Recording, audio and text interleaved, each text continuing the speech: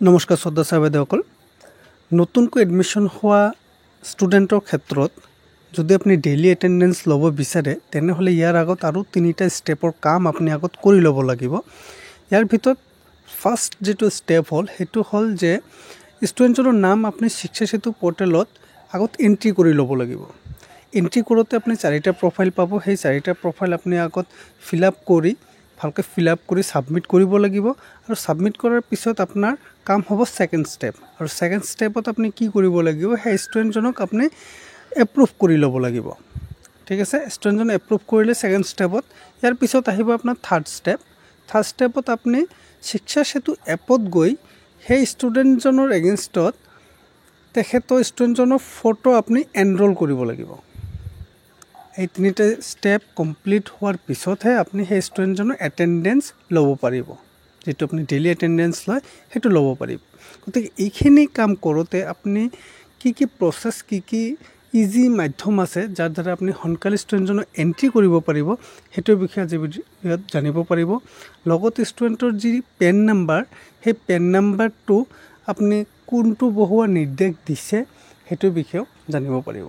গতিকে আহক আমি চাই লওঁ যে আমি কি ধৰে সোনকালে ষ্টুডেণ্টজনৰ এণ্ট্ৰি, নতুন ষ্টুডেণ্ট এণ্ট্ৰি কৰিব পাৰিম শিক্ষা সেতু পৰ্টেলত। তাৰ কাৰণে আপুনি কি কৰিব, আপুনি স্কুলখন লগ ইন কৰি ল'ব। শিক্ষা সেতু পৰ্টেলত লগ ইন কৰি লোৱাৰ পিছত আপুনি ষ্টুডেণ্ট মেনেজমেণ্টত আহি যাব। ষ্টুডেণ্ট মেনেজমেণ্টত আহি গ'লে আপুনি চাব এড নিউ ষ্টুডেণ্ট বুলি লিখা আছে। সেই এড নিউ ষ্টুডেণ্টত যাব। সেই এড নিউ ষ্টুডেণ্টত গ'লে আপোনাৰ ওচৰত এই ধৰণে এখন পেজ খোল খাব। ঠিক আছে, আৰু এই পেজটো খোল খোৱাৰ পিছত আপুনি তলত আহি নেক্সট যিটো আছে ইয়াত টিপি দিব। নেক্সটত টিপি দিয়াৰ লগে লগে ইয়াত যিকেইটা আপোনাৰ থাকিব সেই গোটেইকেইটা ৰেড কালাৰ হৈ যাব। ৰেড কালাৰ থকা কেইটা অপশ্যনকেইটা আপুনি ফিল আপ কৰিব লাগিব, মানে কম্পালচাৰী। আৰু বাকী যিকেইটা এনে ব্লেক এণ্ড হোৱাইট হৈ আছে সেইকেইটা আপুনি ফিল আপ নকৰিলেও আপোনাৰ এই ফাৰ্ষ্ট পেজৰ কামখিনি হৈ যাব। গতিকে এই ফাৰ্ষ্ট পেজৰ কামখিনি আপুনি কমপ্লিট কৰি লোৱাৰ পিছত আপোনাৰ ওচৰত যেতিয়া আপুনি নেক্সট মাৰিব, নেক্সট মাৰাৰ লগে লগে আপোনাৰ ওচৰত এই ধৰণে ছেকেণ্ড পেজটো খোল খাব। ইয়াত আপোনাৰ এডমিশ্যন নাম্বাৰৰ পৰা আদি কৰি এডমিশ্যন ডেট, একাডেমিক ইয়াৰ মন কৰিব, একাডেমিক ইয়াৰ 2025-26 চিলেক্ট কৰি ল'ব। আৰু ইয়াত যিটো পেন নাম্বাৰ দিছে এই পেন নাম্বাৰৰ ক্ষেত্ৰত আমাৰ ডিষ্ট্ৰিক্ট প্ৰগ্ৰামাৰ ছাৰে নিৰ্দেশ দিয়া মতে এই পেন নাম্বাৰৰ ক্ষেত্ৰত আপুনি 00 দিব। মন কৰিব, 2টা 0 বহাই দিলে এই পেন নাম্বাৰৰ কামটো হৈ যাব। ইয়াৰ মানে এইটোৱে বুজাব যে ষ্টুডেণ্টজন নতুনকৈ শিক্ষা সেতুত এণ্ট্ৰি হৈছে, যাৰ নামটো এতিয়ালৈকে ইউডাইছত নাই। যিহেতু ইউডাইছত নাই সেইকাৰণে ষ্টুডেণ্টজনৰ এতিয়ালৈকে পেন নাম্বাৰ হোৱা নাই। গতিকে পেন নাম্বাৰৰ যিটো বক্স আছে ইয়াত আপুনি 00 বহাই দিব।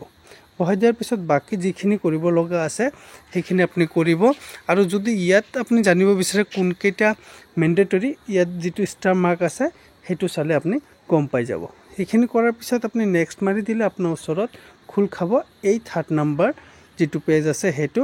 আৰু ইয়াতো আপোনাৰ চিমিলাৰলি ষ্টাৰ মাৰ্ক থকা কেইটা মেণ্ডেটৰী হয়, এইকেইটা আপুনি ফিল আপ কৰিব লাগিব।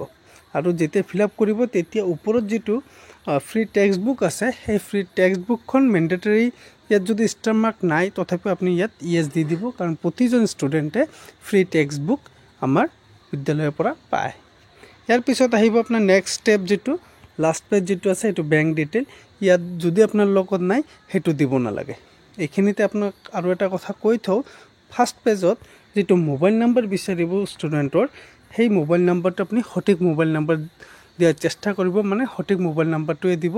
কিয়নো পৰৱৰ্তী সময়ত সেই মোবাইল নাম্বাৰটো আপডেট কৰাৰ কাৰণে আৰু নতুনকৈ অৰ্ডাৰ ওলাই এটা থাকে, তেতিয়া আমি কি কৰিব লাগে, আকৌ সেই কামখিনি আমি ৰিপিট কৰিব লাগে, মোবাইল নাম্বাৰখন আকৌ দিব লাগে। গতিকে একেবাৰে মোবাইল নাম্বাৰ সঠিক এটা মোবাইল নাম্বাৰ দি দিব, যাতে কোনো ধৰণৰ নেক্সট টাইম আপুনি আৰু কাম কৰিব লগা নহয়।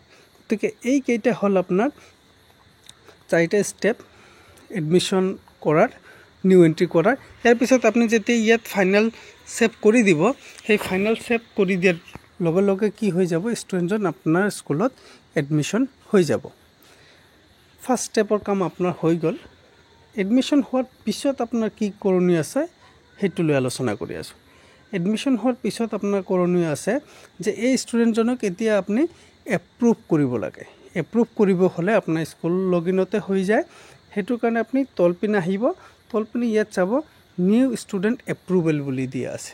গতিকে আপুনি নিউ ষ্টুডেণ্ট এপ্ৰুভেলত যাব। নিউ ষ্টুডেণ্ট এপ্ৰুভেলত গ'লে যিকেইজন ষ্টুডেণ্টক আপুনি এড কৰিছে সেইকেইজনৰ নাম ইয়াত শ্ব' হ'ব। ঠিক আছে, শ্ব' হোৱাৰ পিছত ৰাইট ছাইডত যিটো বক্স থাকিব ইয়াত টিপি দি আপুনি কি কৰিব, ছেভ কৰি দিব, এপ্ৰুভ কৰি দিব। সেই ষ্টুডেণ্টজন এপ্ৰুভ হৈ যাব। ঠিক আছে, এই দুটা ষ্টেপ হৈ গ'ল। এতিয়া আমাৰ এই শিক্ষা সেতু পৰ্টেলৰ কাম শেষ। এতিয়া আমি যাব লাগিব শিক্ষা সেতু এপলৈকে। ঠিক আছে, তাত গৈ আমি কি কৰিম সেইটো চাই লওক। শিক্ষা সেতু এপটো খোলাৰ পিছত তাত ষ্টুডেণ্ট এনৰলমেণ্ট বুলি এটা লগো পাব। সেই ষ্টুডেণ্ট এনৰলমেণ্টত টিপি দিব। ষ্টুডেণ্ট এনৰলমেণ্টত টিপি দিয়াৰ পিছত ইয়াত আপোনাৰ ক্লাছকেইটা আহি যাব। তো কোনটো ক্লাছত ষ্টুডেণ্টজনক এণ্ট্ৰি কৰিছে তাত সেই ক্লাছখনত টিপি দিব। সেই ক্লাছখনত টিপি দিয়াৰ লগে লগে ইয়াত থকা ষ্টুডেণ্ট কেইজনৰ নাম শ্ব' হ'ব আৰু ইয়াত যিটো খালী ইমেজ আছে সেই চাৰ্কেলটোত আপুনি টিপি দিব। টিপি দিয়াৰ পিছত ষ্টুডেণ্টৰ এনৰলটো কৰাই ল'ব, মানে ষ্টুডেণ্টৰ ফটোটো লৈ ল'ব। আৰু ষ্টুডেণ্টৰ ফটো লওঁতে এটা সাৱধান হৈ ল'ব যাতে তেখেতৰ ফটোটো ধুনীয়াকৈ আহে। আৰু এইখিনি কাম ধুনীয়াকৈ কমপ্লিট হৈ যোৱাৰ পিছতহে আপুনি এইকেইজন ষ্টুডেণ্টৰ এটেণ্ডেঞ্চ ল'ব পাৰিব, মানে ডেইলি যিটো সিহঁতৰ উপস্থিতি, ডেইলি যিটো এটেণ্ডেঞ্চ সেইটো আপুনি নিজৰ বিদ্যালয়ত ল'ব পাৰিব।